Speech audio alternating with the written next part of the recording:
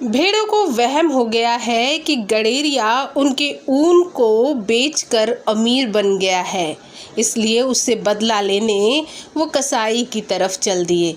ऐसा ही हाल कुछ लोगों का है। ये ज्योति सिंह कह किसे रही हैं? क्या कल वाले पोस्ट पर पवन सिंह के सवाल का जवाब दिया है या उनके को प्रत्युत्तर दिया है? हम आपको कहेंगे जी हाँ, प्रत्युत्तर ही दिया है, क्योंकि हमने कल ही अपने पोस्ट में ये कहा था कि इसे समझने वाले यही कहेंगे कि ये ज्योति सिंह के लिए कहा गया है, न कि मोनिका मिश्रा के लिए कहा गया है।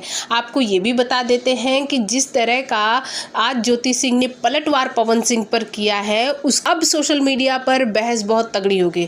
ज्योति सिंह के कमेंट बॉक्स को जाकर देख लीजिए, वहाँ पर लोग ये सीधे सीधे कह रहे हैं गडेरिया किसे कह रही हो, नाम पवन सिंह का क्यों नहीं ले लेती। कुछ तो ये तक कह रहे हैं कि भाई हम जानते हैं पवन सिंह गलत है, लेकिन क्या आप भी सही हैं? पति का हर बार जवाब देना ज़रूरी है। कुछ तो ये भी कह रहे हैं कि ज्योति सिंह जो कर रही हैं वो बहुत अच्छा कर रही हैं, पवन सिंह डिज़र्व करते हैं इसको।